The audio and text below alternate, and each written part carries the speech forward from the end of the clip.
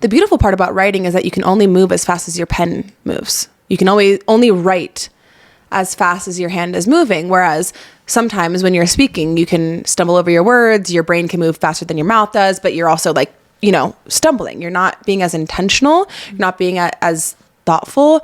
And what I appreciate about writing is it slows me down. It allows me to question which word I want to use instead. It allows me to articulate myself better. It allows me to communicate to whoever I want better. And I think that we have lost the power of communicating to each other in really potent ways. To me, like, spoken word is the tip of the iceberg. My written word is the middle. And then my experience of life is that massive chunk of the iceberg underneath the water. Yeah. That can never be articulated, that can never be seen, spoken of. All parts of that iceberg are beautiful and necessary to create the full picture of experience. And you can lower the water level. You can become more articulate to have more language to describe your experience and to connect with others about your experience. But I think some of the most beautiful parts of life are what's underneath the water level. For those who are deep enough to get it, but profound enough to not care, you're listening to Consciously Unconscious.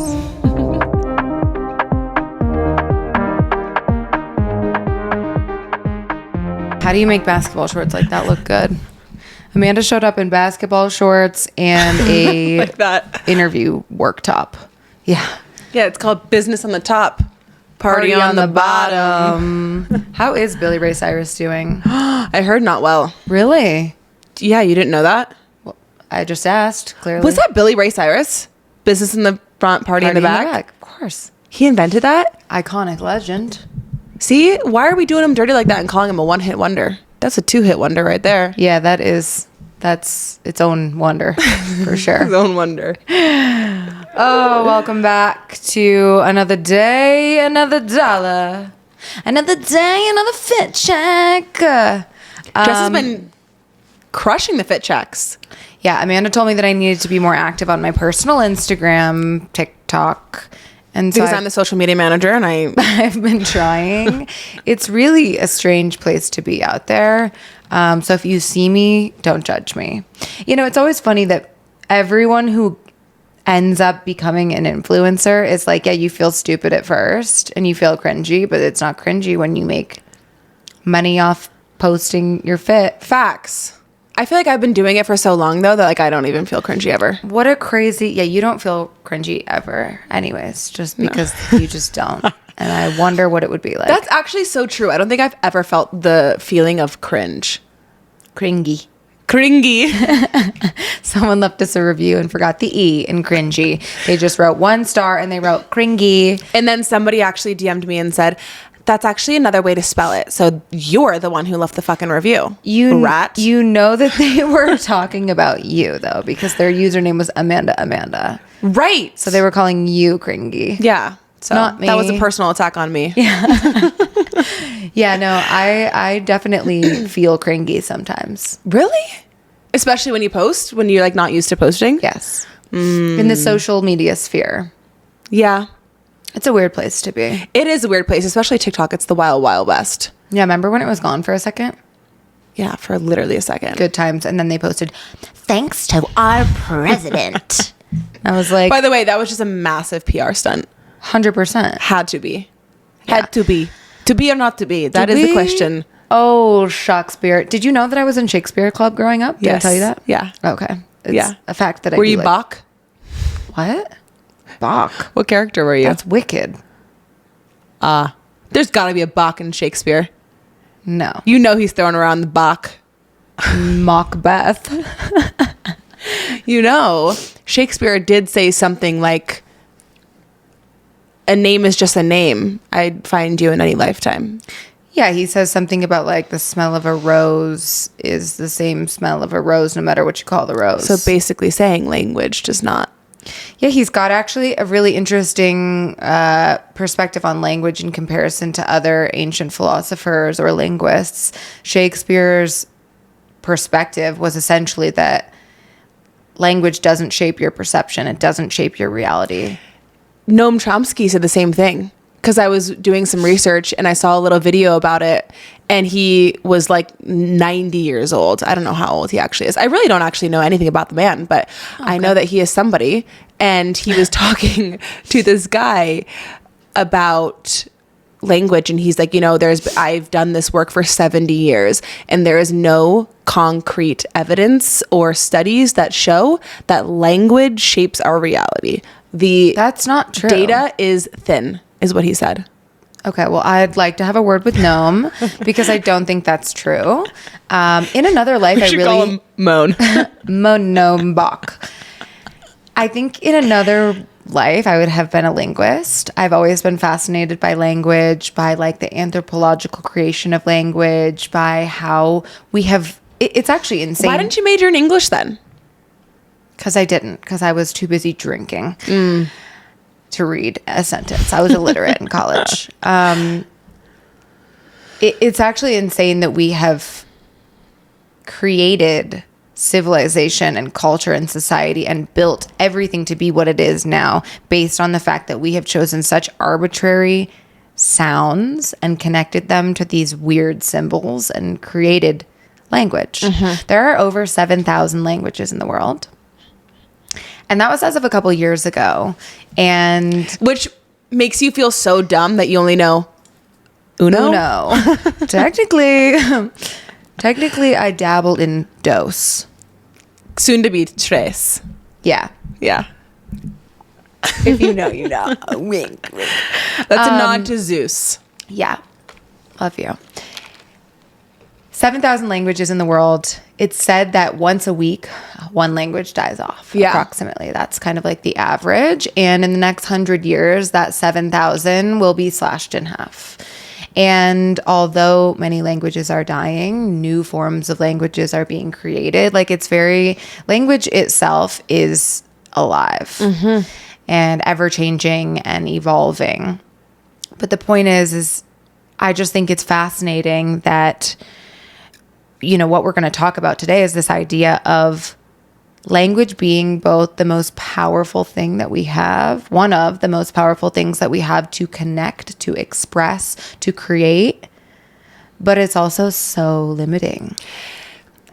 The paradox of words is so fascinating because for me, I was an English major. Words are so meaningful to me. I am not somebody that doesn't take words lightly.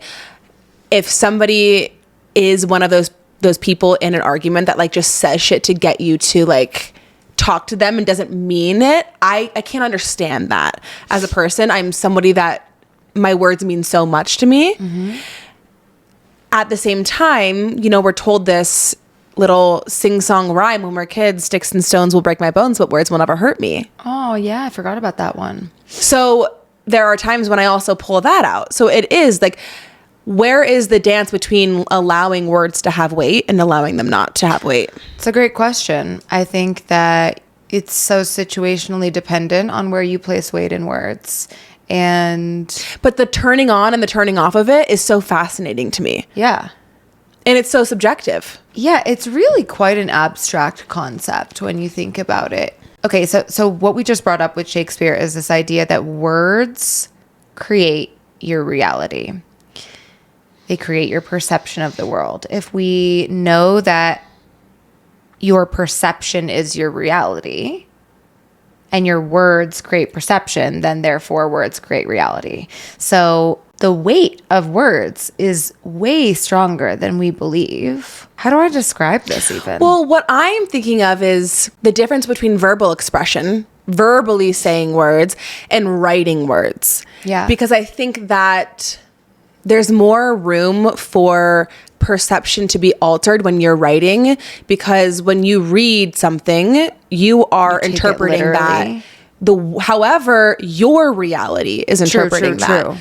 However, if I am verbally expressing something to you, saying the difference between it's 65 degrees outside right now, or it's 65 degrees outside right now. Yeah, intonation. The intonation, the tone, the facial expressions, the body language. There's so much more there. And so I think that also plays a factor is, are these words being written? Are they being verbally expressed to you? they can change. And maybe what Shakespeare was implying, because I know him, was Because we go way back. because you can alter words so much, maybe they actually do not hold any weight. Well, Shakespeare was kind of similar in the same line as Alan Watts, where Watty Watt. Watty Watts, my favorite, Alan Watts, talks about how language is super limiting to the actual experience of reality. Yeah, you can't take language too literally, because the way that you describe a sunset will never be the sunset. The way that you read words on a menu, as vivid and descriptive as they are, will never be the actual taste of the food. Yeah, it's interesting that it's almost this way to orient ourselves, but at the same time, you can never fully orient yourself, because somebody on a different planet could hear what you're saying and be like, that's not it at all. Language really brings people together. It connects people. It allows you to be on a better level of understanding of my experience, because I can share it with you. And we can meet somewhere in the middle. There can be mutual common ground understanding of a specific thing, a specific experience, a scenario, a feeling, right? Like, we will never be able to fully live in each other's reality, but we can get close to meeting somewhere in the middle if I can utilize language to help you understand what my interpretations of things are. And it's basically a way to like meld minds. If you really think about it, it's a way to transmit information between two brains. I mean, even just like speech. Well, I was listening to a TED Talk that said that verbal expression, words, speech, the sounds that your mouth is making creates vibrations. I know which TED Talk you listen to. I listened to it. She talks about the Aboriginal cultures, and she talks about the feminine, masculine, and language. It was a woman, Lena something. Yes. Great TED Talk. It's got like 24 million views. I think she recorded it back in like 2023. But yeah, she opens the video by talking about the actual mechanics of sound and vibration hitting your ears. We create vibration through our vocal cords. It goes out into the ether, and then it's received in your eardrums. And then your brain uses cognitive function to understand and process the different sounds. And create them into thoughts, turns them into thoughts. But what I'm interested in too, and I don't know the answers, is the frequency of these vibrations, the frequency of words. And it brings me to Emoto, or what was his name? The water guy. The water guy who puts different words underneath water, like cups of water, and studies how the water molecules change in response to these words. Same with plants. You put one plant in a room where every day you go in and you say, you're amazing, you're doing so great, you're beautiful, you're growing, you're healthy, plant will thrive. You go into the other room where you've put the same exact plant cutting, or I don't exactly know how they control like how the plant is the same, but anyways, you go in and you're a piece of shit, you're not growing, you're ugly, you're sick and unhealthy, and you don't deserve this, and the plant will die. The plant will literally die. So maybe going back to the sticks and stones may break my bones, but words will never hurt me, maybe the picking and choosing of which words to place value in lies within, is it positive or negative? Yeah. The way that we have specific vocabulary in our language that comes with a preconceived notion of positive, negative. Like the connotations of the words are predetermined for us based on these dictionaries that we've written, based on like the dictionaries that have been written and the encyclopedias of things. Like these texts have been written based on how we've utilized the word. Well, I guess I don't know the question of that. That's a good question or the answer to that. That's a good question for a linguist, is like, do we create a word, write the definition, and then utilize it? Or is it a word that we've been utilizing that then we say, okay, here's how we've been using it, here's the definition? I don't know. It's very chicken or the egg. And also, I don't know if there's any way to know, because it's constantly changing. Right. The definition of words are constantly changing, the utilization of it, the connotation, the reclaiming of words. I mean, think about see you next Tuesday is a word that people are saying all the time on TikTok now, when that was a no big word you cannot use. Yeah. And there are so many words like that are just like having their moment and then getting canceled, and then having another moment and then getting canceled. So I don't even know if there's any way to know that. I even think it's hard to track where language came from to begin with. I don't think we really know that. So there are some linguists that believe that language is actually what developed our human brain. So not the other way around. There's all different perspectives when you look at history and you look at creation and you look at anthropology and the study of humans. And some people believe that the human brain was developed enough to create these complex systems of language, but other people believe, and it's probably a little bit of both, right?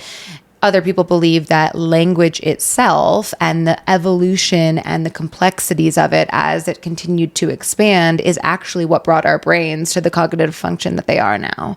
I believe that. Yeah, I think it's both for sure. There was a gene that I was reading about that didn't develop until only like 100,000 years ago. That is the gene that has allowed our vocal tracts to actually be able to articulate the language that we have now, instead of just like sounds and whatever. Yeah. It's fascinating that you can feel so much more understood and seen and at peace if you developed a language to be able to express that, right? Think about nonverbal children. Think nonverbal humans who sign or don't have verbal expression. How much more room there is to be misunderstood. And not even nonverbal, but people who just have maybe small vocabularies, or people who are illiterate and can't read and write and have never been taught. Like, how trapped would you feel in this inability to share what you need, what you want, your experience, what you're going through, how you feel? Like, that's gotta feel so suffocating. But would you even feel the need to share if you didn't know how to share verbally to begin with? Well, I think you find other ways to connect. Sure, but there's such limitations to other ways to connect without words. True, because everybody else does not accommodate that. Right. I mean, yeah, because that just reminded me, my kids go to daycare, and we used one of their daycare teachers to babysit the kids for like a date night. And we were just chatting with her because she got a new job as like a specialist working with like kids with special needs. And she was saying there used to be a nonverbal kid at the school, and who would have the machine or whatever to help them communicate. And she said she used to get so upset because no one would make an effort to try to communicate with this kid. And he would oftentimes just not get his needs met all the time. Or like he'd ask for a water bottle and have to ask over and over and over it because people didn't understand him or take the time to say, he's different, I need to accommodate that. Yeah. Which is tragic. So yeah, I mean, being able to, I mean, we'll talk about this too, but I mean, being able to articulate yourself and express yourself with language, whether it's verbal or written, is such a privilege. Yes, it's a privilege, and it's a resource to get further in life. In the society and cultures that we've created that is based upon literacy and the ability to communicate, you get further. It's we don't design institutions and jobs and practices and relationships to accommodate people who are nonverbal, to accommodate people who sign, to accommodate people who even just like speak different languages and come to our country. Yeah, dude. And I was thinking, it's so fucked. But like, I think a lot of different languages are so much more complex than ours. Oh my gosh. But then there are so many people in the US specifically that will not even pay the person that's speaking a different language any mind and almost view them as like below them, when like they're so much fucking smarter than us. Their language is more complex. They probably know another language. Like, yet we perceive that as not as maybe well educated because we're superior. That's so egocentric. English speaking. I mean, but we're the what are we, like the number ones? No. People are more apt to speak our language, right? I mean, yeah, we're more of a like universal language. Yes, we force that mean. upon people. But the actual most spoken language in the United States is Spanish. Yes. In the United States? Correct. I'm going to need Carfax on that one. Yeah. I read that a couple of years ago, so that could change. But I studied Spanish in college. Yeah. And so that was one of the things that they told us. ¿Habla español? Un poquito. Necesito practicar más. But I think, I forget who said it. Someone said that speaking a different language is like having another soul. Yeah. I wrote that down too. Yeah.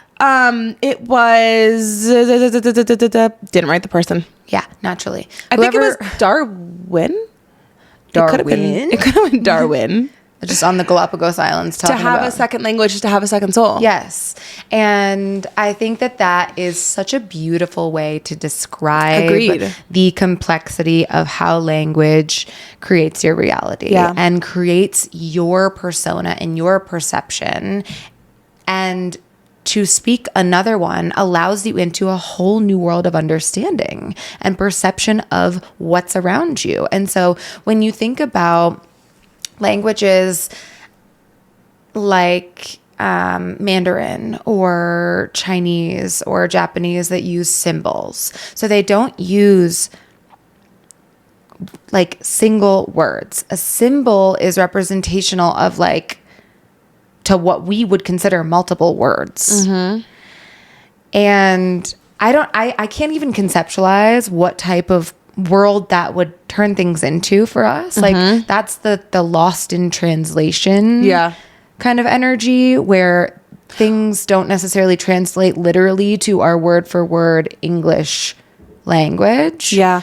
Well, another thing that I thought was interesting about that TED Talk was she was talking about how I believe it was Russian speakers have different words for different shades of blue. So it's not just encompassing everything as like, this couch is blue and my shirt is blue. I'm not going to say this couch is turquoise or this is like, I'm just going to say it's blue. Whereas Russian speakers have to differentiate if it's light blue or dark blue. And there are two separate words for that. And so when they are actually able to study what goes on in their brain when they're looking at, like, Russian speakers are more inclined to be quicker with colors and quicker with things like that because they have to differentiate it in their brains versus us. We don't have to. Yeah, and more reactive to different categorical changes. Yes. Another thing that I think is a really potent example of what we mean when we're saying language dictating your reality and how you perceive the world. So in German and Spanish, two languages that feminize and masculize, feminize and masculize. They label things as masculine and feminine. They gender things. The example of the word bridge, I don't know what it is in both Spanish and German, but in German, bridge is a feminine word. In Spanish, bridge is a masculine word. And so when asking German speakers describe a bridge, they will say, it's elegant, it's beautiful, it's like, what other words did they use as an example? Regardless, I digress. Feminine words. They feminize the way that they interpret the bridge. If you ask a Spanish speaker, they will say it's sturdy, it's strong, it's large, it's masculine. And same thing with sun and moon too. Yes. Which I think would flip my world completely upside down because we view the moon as feminine and the sun as masculine. Yeah. But I think it's either Spanish or German, I can't remember which one it is, that views the sun as feminine and the moon as masculine. And I really do not know what that would do to me because, I mean, I think of my menstrual cycle as correlating with the moon cycles. I think of intuition and free flow with the moon. I think of sun as very like go, go, go, do energy. And so what would change? Would I be more of a night owl? If I viewed it as masculine? I don't know. It's so fascinating. I think you've asked the question before on a different podcast. Do you think that it's easier to learn languages when you're younger versus when you're older? And I think it goes back to this idea of your brain being super conditioned into specific grammatical patterns. And again, like interpretations of masculine, feminine, interpretations of like how to structure sentences and how to singularly describe things with literal translations. When you are young and you haven't latched on to those rules yet, rules of language, you're more apt to be able to understand the fluidity in different rules from other languages or different structural components of them. And so I really do believe that the more languages that people know and learn, the broader their perspective is on the way that they see the world. That's it. My kids are doing Duolingo for an hour every single day. Well, I'm trying to learn Greek right now. You told me this. How's it going? So fucking hard. Are you using Duolingo? Yeah, but it's a whole nother alphabet. Like I can't, I am really, really, really struggling to conceptualize an entire new alphabet, entire new sounds, entire new, like. That's interesting too, because it's like the vocal tract sound that you, like the way your mouth needs to move to make some of these sounds, like Hebrew, like Yeah. Like how do you do that? No, it's and she's got misophonia, so I'm sure that's a whole other bag. Dude, I'm not learning German and I'm not learning Dutch because I can't make that noise with my throat. Let's do beverage of the week because there's something in it that I feel like will lend itself to conversation. Okay, there is totally something in it. Amanda's been prepping the bevy of the week for the last couple weeks. I figured it was time for me to take it away. So I've got 3 different beverages and I tried to make them look kind of the same. They do look kind of the same. Yeah. I hope I can remember which is which, but I want this to be a little taste test where I want you to use your language to describe and label your interpretation of the drink without using like Color. without using like I just want you to think outside of the box and how to describe them without saying it's bubbly, it's sweet, it's sour. Like I want you to think of language that will help me and the listeners understand what you're tasting without being able to. Okay. Do I Taste it. like these? Yeah, Okay. I guess. Number 1, do you remember which is which? Yes. Okay. It's mild. Nice. Okay. Mild, citrusy. It's so hard. I'm going to say this, it's not outside of the box, but because of language, I know that it tastes like this. It tastes like water. It tastes very much like something that's watered down. Bland. It tastes... Do you even remember what that is? Do you even know what that is? I'm not listening to you. I'm trying to focus on my taste. It's hard. Do you even know what that is? Can you even use your verbal expression to articulate? It's really hard to describe, actually. And I know what it is. It's a tea. Can you taste that it's a tea? Oh. You know, if it was in a tea mug, I would have. Well, I'm not going to give that to you. Yeah, it's a blueberry pomegranate green tea. Okay, now that you're saying it, I can taste it. Yeah. Next. I'm a little scared of this one. Hey. That's been in my fridge for like 6 months. Actually, longer than that. I'm pretty sure I bought the... Dude, that went bad. It didn't go bad. It's sour. It didn't go bad. It's sour. That's going to make my tongue tingle. It didn't go bad. Pineapple-y? Kind of. Keep going. Bubbly? It's a kombucha. Yes. Kombucha goes bad so quick, bro. Bro, it's in a can. It wasn't in a bottle. Is it alcoholic? No, probably no. Yeah, I'd say Kombucha. I'd say it's very bubbly. No, I said don't describe it as bubbly. Oh, I didn't hear you. Oh, I didn't completely listen to anything. I've got to you said. take another sip. Let me try. Tingly. Go flavor. Go flavor. Pineapple. Oh, holy shit. Citrus. Yeah. Ginger. Yeast. Yeast. It tastes like yeast. I know what it is. What is it? It's passion fruit. You love your passion fruit shit. I almost just guessed it because I know you like passion fruit. It doesn't taste like passion fruit to me. Don't smell this one. Just like right away lift it up to your mouth and I take kind a of sip. already know what it is, I think. No, you don't. Bone broth? The fuck? Ooh. It tastes like a chicken noodle soup. It's chicken stock. Yeah, it tastes like a chicken noodle soup. I didn't even give you a chance to describe it. I'm just like, it's chicken stock. It tastes like a chicken noodle soup. But what's so funny is I'm realizing that after every time you've told me what things are, I'm pairing it describe with it a better. visual. Oh. I'm visualizing it in my mind, which is so interesting because my sister has that thing that Synesthesia? fascia, something Synesthesia. fascia. Synesthesia. She doesn't call it that. Where you can't make an image in your head. Oh. Aphasia. Aphasia. Yeah. Aphasia. Malaysia. Anastasia. Anesthesia. Yo, did you ever watch that like really old wordless Disney film called Anastasia? No. Don't drink that. That did go bad in 2024. Okay, Hey, so she's trying to poison me. All right. Well, I don't really know how successful that beverage of the week thing was, but I think it was interesting because it made me realize how we actually attach language to visuals, which I think is in a whole other layer and a whole other gene expression, probably in like a evolution of the brain, where not only do we now have language, but we also have like the brain, the visual connection. We like, that's maybe where languaging can be limiting, is that we attach it to things. yeah. And it's hard to detach it. But I want to sing because we always forget to sing. I'm not singing. I know. That's why I prepared a little number. Of course she did. She prepared a number. Well, my number is going to be based on the idea that when we talk about the evolution of language, there are studies and scientists that believe, again, nobody really knows for sure, but they believe that language started as sign language, as signing, symbols, right? Using our bodily gestures. Fire! Yeah, or signaling to people when we were hunters and gatherers that, hey, go this way. Hey, there's something there, without letting your prey know. Sure.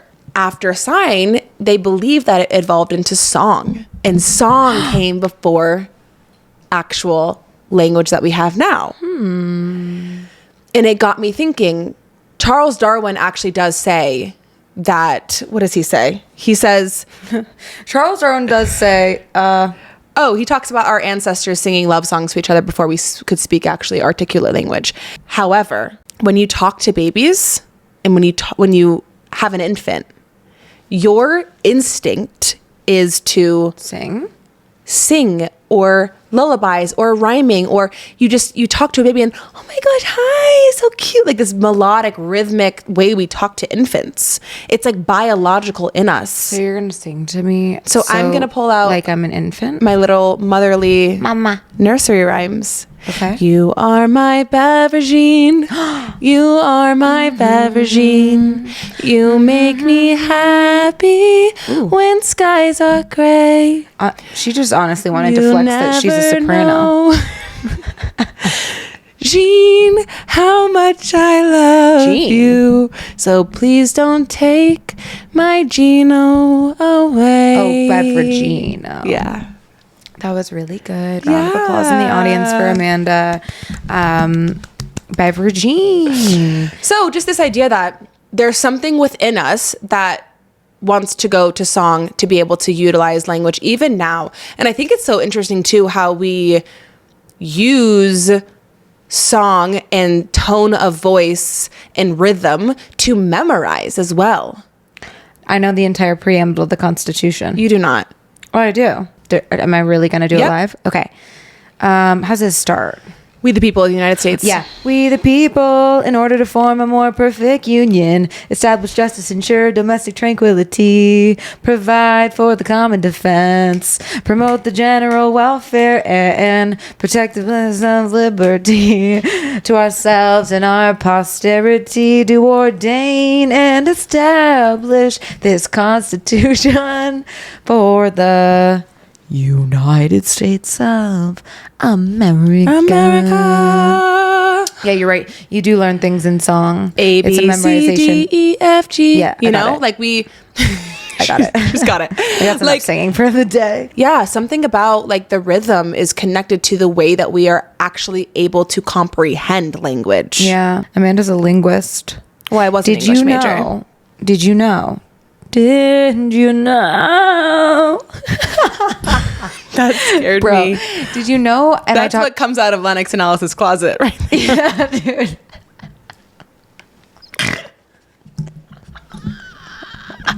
Holy shit. That just something came over me. Honestly, I'm not going to be singing to my kids. I could feel that, by the way. I could feel that something just like came, like arose out of the depths of your soul. Woo! It made my eyes water. Did you know that the creation of forensic linguistics came from the Unabomber? And Yep, I'll say you've it said it every episode. I'll say it on every episode because it's fascinating how much the language that you use tells you about someone. So really, if you think about that concept, right, they had this guy that they were trying to find somewhere that they knew nothing about other than his writing. And they had to analyze in depth his writing to figure out his geographic location, to figure out his age, to figure out how to find this man. And so Wow. they utilized his manifestos, his letters, to narrow down all the possibilities of, okay, he describes, like they use dialect too. Yes. Slang. Exactly. Wow. Exactly. That's fascinating. It's really fascinating how much your language tells about you. And you think about all the different cultures that are spread throughout the United States, and people use different terms to describe same things. Pop and soda. I was just going to say that. Pop and soda, bagel, bagel, water, water. Like all these different things where you can listen to someone's, even just the accent of the way that they speak, and know where they're from. Yeah. It's really fascinating. And so, yeah, I joke about the Unabomber, but it's actually a huge, huge advancement in identification techniques and technology. It's a way to orient yourself. It's a way to identify. It's a way to say, this is who I am and this is where I've been. I'm very fascinated too. I think something that I've been realizing about myself lately, and we've talked about this off the mic, because we do talk off the mic again. Every once in a while. I try not to. And I think that's something that's really interesting, is that I find that my subconscious and internal dialogue and beliefs and thoughts and the language that I'm using internally almost has a tendency to live in the past versions of myself. Interesting. Versus living in the present and the future. I love this. I love this because it's the perfect transition into the idea of words as manifestations. Yes. Words as self-fulfilling prophecies. Words as spells. That's what I wanted to get into, because last night, in preparation for this episode, I went downstairs where I keep all of my journals. I started journaling when I was, 2015? I was 15, right? 2015? You were not 15 years old. I was 17? You graduated high school in 2016. 16. So I was 16 turning 17. And I went through all of my journals last night and was like trying to just look at what I was journaling. And I got so hooked on a lot of these things from 2015, 2016. And I brought my first ever journal that I have. Oh my God. And there's a few things in here, but what I found so fucking fascinating was my goals and what I wanted. This could have been from yesterday. Same goals? Same goals. Have you reached any of them? Yes. And I noticed a pattern that all of my journalings are, I want this to happen, or I will be this one day, or if this, like, it's all of these, like, here's what I want to happen, but here's where I am now. Yeah. Yes, but it's almost, in a way, I feel like the way that I was writing them kept me where I was. Yes. Because I wasn't claiming them in the current present reality. Right. I was saying they're in the future. This is very Joe Dispenza coded of the idea of achieving what you want. And we've talked about this before on the podcast. Joe Dispenza, really cool neuroscientist, philosopher, physicist, just this consciousness existence man who's so cool.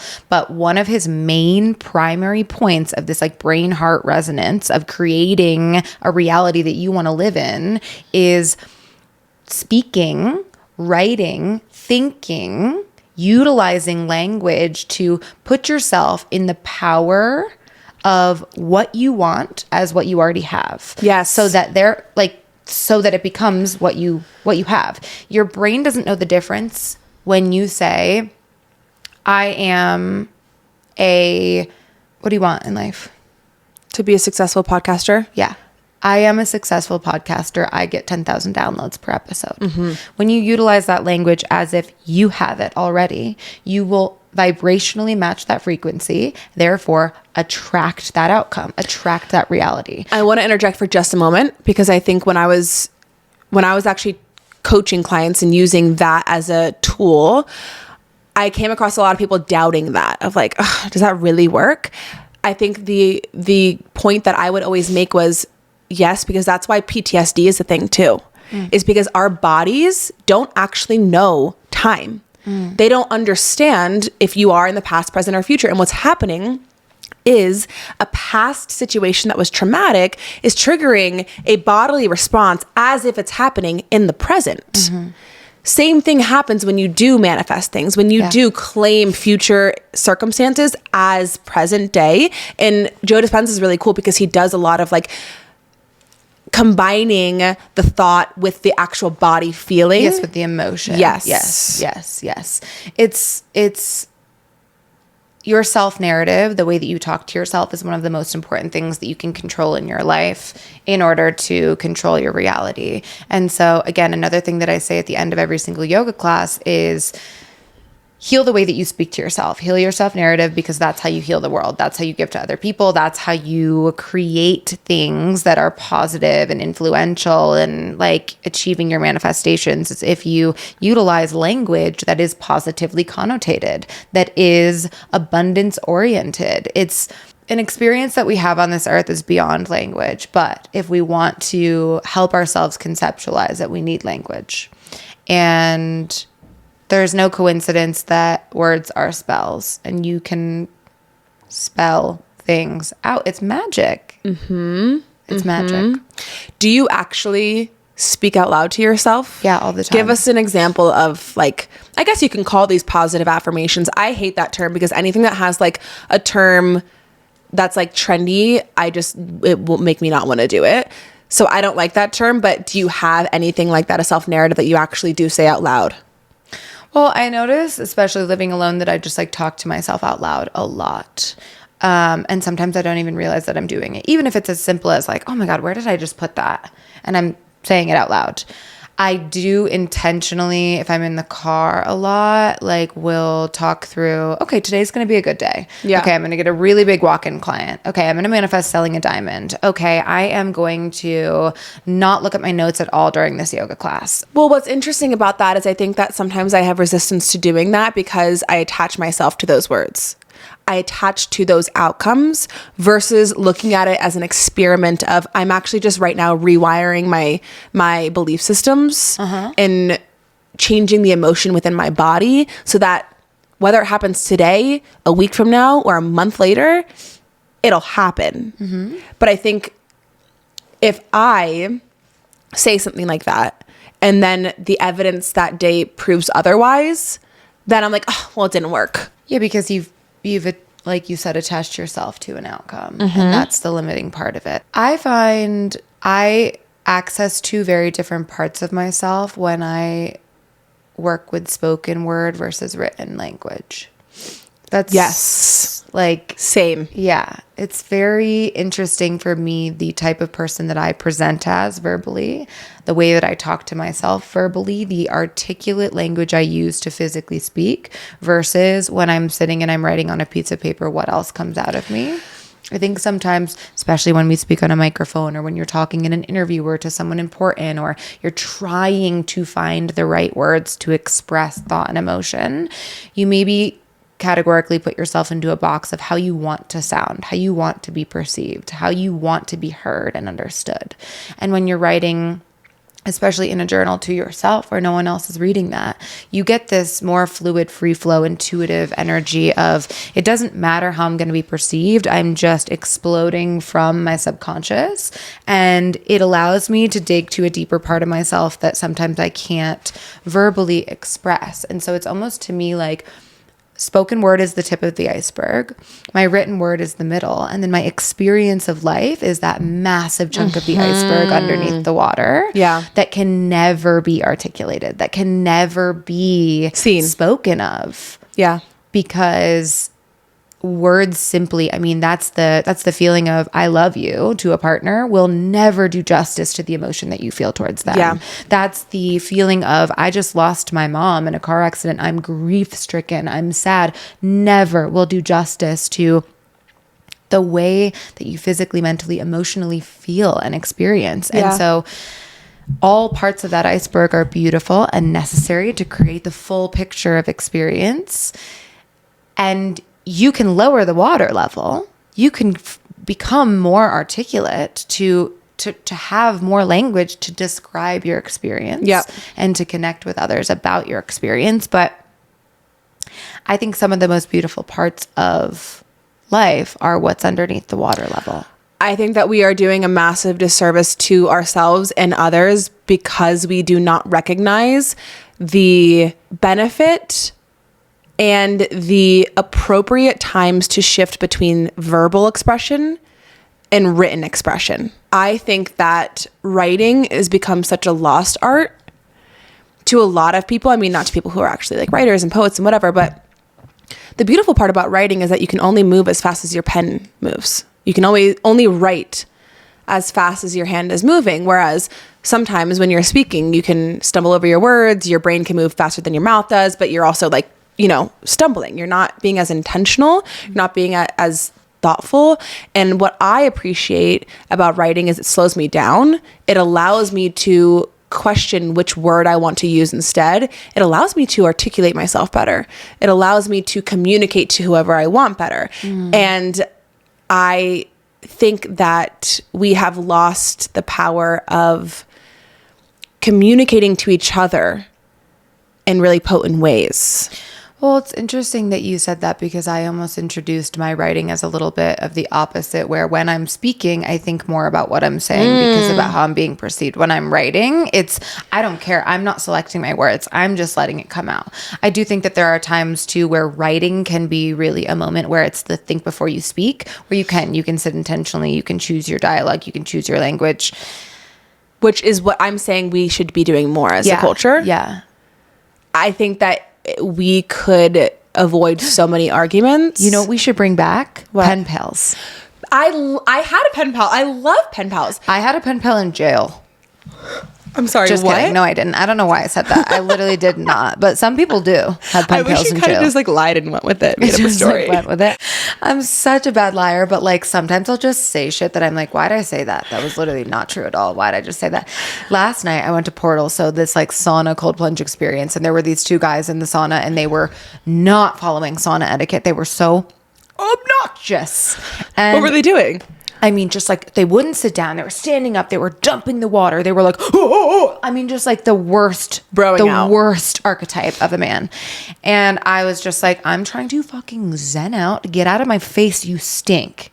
In more ways than one. They're asking every single, so how long have you been cold plunging for? How long have you been cold plunging for? And they look at me and they're like, how long have you been cold plunging for? And I'm like, 2 years. I'm like, 2 years? That's wild. Where? I'm like, all of a sudden I just go, my mom and dad have a sauna and cold plunge. I've been cold plunging basically my whole life. And then I just kind of went like, why did I say that? No, they don't have one. I think my parents would go into cardiac arrest if they got into a cold plunge. And I was with Rachel and she looks at me, she goes, they do? And I go, yeah, they do. And then we get out of the sauna. And I just look at her and I go, my parents don't have a sauna and cold plunge. I don't know why I said that. Haven't been doing it my whole life. I lied and then got him and then just. Well, lying is an interesting form of language as well. It is. I rarely like purposely maliciously lie, but sometimes like I'll just say something like I had a pen pal in jail, and then I'm like, no, I didn't. Like that was an intrusive thought, I think. Does anyone else go through that? And then you're like, no. Yeah. Anyways, bring back the lost art of pen paling. Yeah. Pen paling. I brought the letters that I sent to Lucas. Oh, Jesus Christ. Because we talked about this on one of the love episodes that we did. And the reason I brought it is because the angels up in the sky are jealous knowing we found. The angels are literally so jealous of your love. I think they might be, actually. I wanted to bring it as a visual representation of language as a gesture, language as behavior. I love this. And I think the reason that I sent those letters to Lucas, and if you guys didn't listen to our episode, go listen. I'm not going to explain the entire thing, but essentially Lucas and I broke up for a little bit. And the way that I got him back was by sending him my journal entries from like 5 years verbal expressions over the time. Of love. Verbal expressions of love. Also verbal expressions of like my own personal identity crises, what was happening, crises, my emotions, crises, all of the things, right? And I would text him and I would call him and I would try to tell him how much I loved him and how much I wanted him back, but nothing was working. Nothing was working. He was always 1 foot in, 1 foot out, just like, I don't know if I can do it. And so I was like, fuck, I have to do something to show him. And so I took all these journals and I mailed it to him. And he told me he just sat there for hours reading these, and almost it completely changed his perspective of me in the way that, like, wow, she was thinking about me all of these years. Wow, like, this is so honorable that she would share these even really dark moments with me. Yeah. I respect this. Like, it gave him a larger opening and a larger understanding of your experience, which therefore made him understand you better, which therefore made him love you more, which therefore made him respect you more. Which is why I think, actions sometimes speak louder than words. But sometimes I think if you can couple them together, it's like a fucking powerhouse, right? Hell yeah. But hell yeah, brother. The other reason I bring it up is because I think that documenting is so important.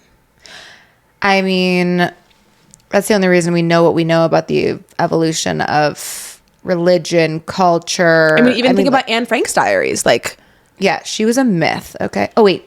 Oh, sorry. No. You're going to piss off the Jews. No. Anne Frank was not a myth. Hellen Keller was a myth.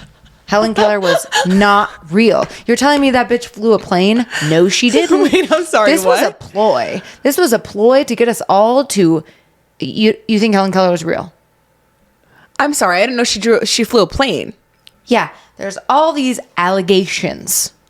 That's maybe not the right word. But anyways, whenever I get super, super drunk, I will just go up to people at bars and be like, Hellen Keller's fake, bitch. That's my intrusive thoughts again. But like, I will get on my high horse about how Hellen Keller was like a completely made up ploy to get people to empathize with. I don't really know what I say, but I think she's fake. Let me know. I've never thought too hard about her, actually. We should do a little Hellen Keller research. Should we? We should. Language. We should. Should we do it live on the pod right now? Sure. Hellen Keller, because she was what, blind and deaf? Yeah, and was like a pianist, flew planes. And a poet. And I'm like, there's no fucking way, girl. There ain't no way. Well, that's also a conspiracy about, what's his name? I was going to say Steve Harvey.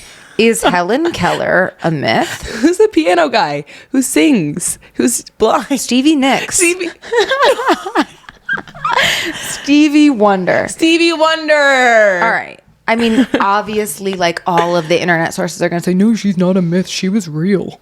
Well, Google also has its own agenda. Or honestly, maybe not fabricated, maybe not fake, but like her story is extremely exaggerated, okay? And she's a conspiracy in my mind.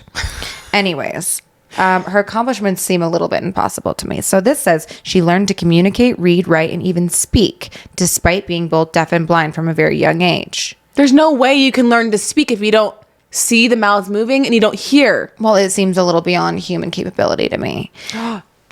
So maybe she was a god. So she was Jesus Christ himself. This is just trying to convince me that she was real. Is it working? I don't know. Probably just shows that I understand very little about disabilities and I'm ignorant about how the deaf-blind community and communication works. But I'm going to stand on the hill. I'm going to die on the hill. The Hellen Keller is a myth. I'm going to name my future daughter Hellen Keller Fowler just to honor her. Hellen Keller Fowler. It is, going off of that again, like reading and writing is such a privilege, which is really interesting. And how, I mean, what do you think that privilege was like withheld from certain communities in society for so long? Because language is also power. Yes. Language is knowledge. Yes. What do you think the power of poetry is? Not being so literal, allowing us to see beyond the literal translation or the literal description of something. Poetry leaves a lot of room for interpretation of what combined language means in certain sentences. So to someone, they might read a poem and interpret it completely different than someone else based on the combination of words chosen. I think that it is a really cool expression of emotion. It's art. I find that when I write poetry, it's really, really hard for me to write poetry when I'm in love and feeling good and feeling happy and feeling healthy. It's really easy for me to write poetry when I'm struggling and sad and grief stricken. And I think that what I would write in a poem would, yes, be an expression of my emotion, but the way that you would read it would tug at your heartstrings, but also be like up to your interpretation. It just helps you think a little bit more outside the box. It helps you think abstract. It helps you abstractly. I don't know. What do you think? Abstractly abstract. I don't know. My brain is starting to crumble. I think that poetry is a way to allow emotions to speak to other emotions. I think that... Said like a true poet.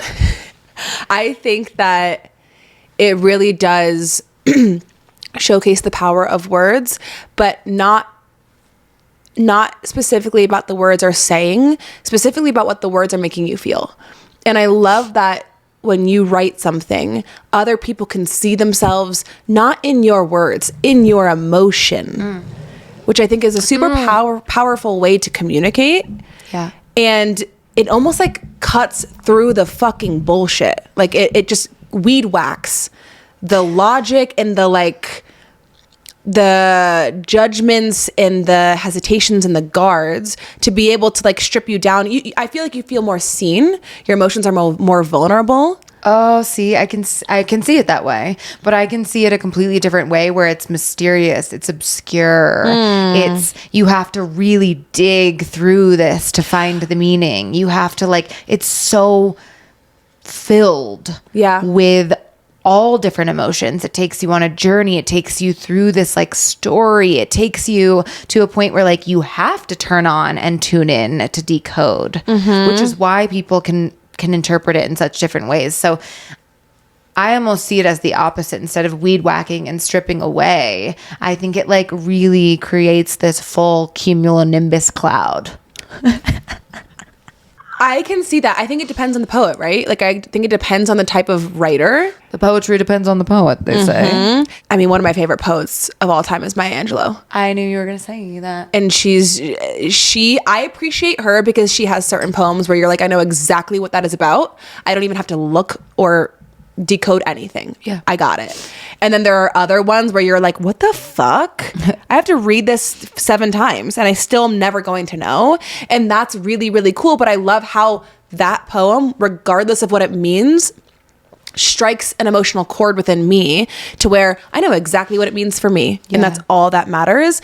Maya Angelou also says something really beautiful. I think it was on a Oprah interview actually, where she talks about how the power of words. And she says words seep into the rugs, the carpet, the upholstery, and eventually into you. And it just goes back to what we were saying in the beginning of this episode of words create your reality, your self-narrative, the way you speak to yourself, the way you speak to others. You are actively calling in exactly what you are going to see on the outside. Yeah. So your internal environment is a direct reflection of the external one. Absolutely. If you guys know me, I'm in the space of Eastern philosophy and Eastern religion and yoga and Buddhism and Taoism and Zen Buddhism specifically. And one of the teachings is this idea that experience and reality in life is beyond words. And one of the sentences that I wrote is that words create barriers to enlightenment, because they actually trick the mind into believing that it understands something, when in reality, true understanding is felt, not intellectualized. Well, and that's the thing too. We overcomplicate things all the fucking time. Yeah. I was talking to somebody the other day and they were telling me about this girl and how they're not sure about this relationship and just all of this jargon up here, all this language that's just clouding emotion. And I think all of this language as a way to not feel the emotions. But I was like, I don't even know what you're trying to say, because love to me, it's a felt thing. Well, yeah. If you don't feel it, you don't feel it. What's with all of this up here? That's a very central paradox to human existence, is the ability, the way that we need language to understand the world, but that it's limiting. Well, if this episode was anything to you, I hope that it inspires you to think more critically about the way that you speak to yourself and others. And I actually hope that it inspires you to pick up a pen and a paper and get curious about how you express yourself when you write versus when you actually speak with your words. Yeah, I love that. It's just an interesting conversation about the power, like we started this episode, the power and the paradox of language, and how it is such a beautiful, beautiful act of expression and helping you lean into your human experience.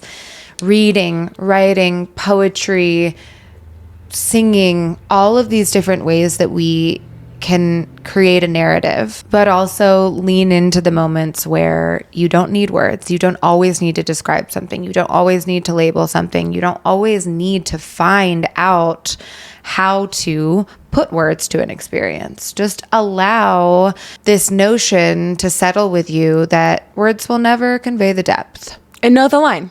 Know the line between liberation and limitation. Toe the line. Thank you guys so much for listening. Keep the reviews coming. We're so over the moon about all of the love that we've been receiving.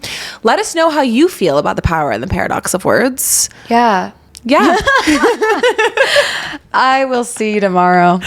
See you next Tuesday. We have an opportunity there.